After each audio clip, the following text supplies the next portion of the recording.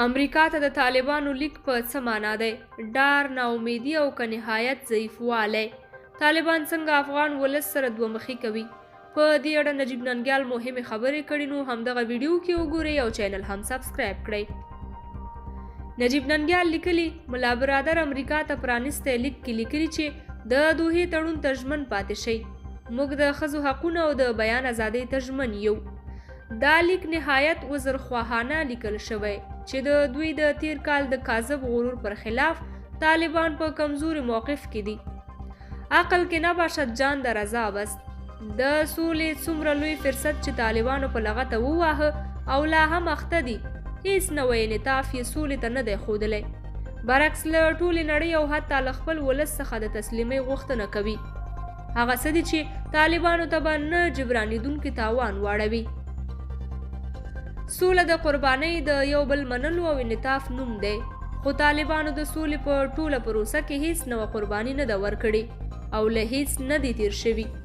دوی لا هم فکر کوي چې دا جګړه ګټونکی لري او دوی به یې ګټونکي وي. دوی د ښځو د حقونو او د بیان د ازادۍ ژمنې کوي. تر واک لاندې سیمو کې کولی شي د نجونو د یوې فعالې لیسې، ښوونځی، پوهنتون نمونه وړاندې کړي. د بیان ازادۍ خو دغه حال دی چې اکثریت هغه لیکوالان، مبصرین، عالمان او قومي مشران دوی شهیدان کړل چې د دوی کړنې یې نقدولې. نه پوهیږم دوی نړۍ ته د څه باور ورکولی شي، څه تضمین وجود لري. د طالبانو ضامن به څوک وي؟ څوک دی چې طالبان په رسمیت پیژني؟ یوازې یو هیواد شته، یوازې یو.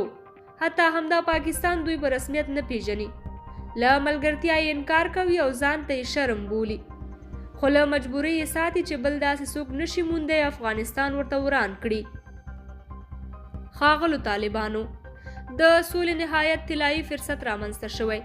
که رښتیا د بهرنیانو د وتلو موضوع درته تر واکه مهمه وي، له حکومت سره خبرو ته کښینئ. امریکایان به ووځي، په کور دننه مسایل به حل شي.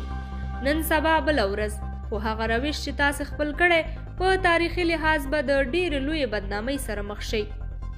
دا جګړه ګټونکی نه لري. د تیرو 20 کالو ساده فورمول همدا و چې که یو عسکر وژل کیږي، 3 تنه ستاسې غځېدلي وي. مه کوئ په ځان هم ژوند مه حراموئ، په موږ یې هم په زهرو مه لړئ.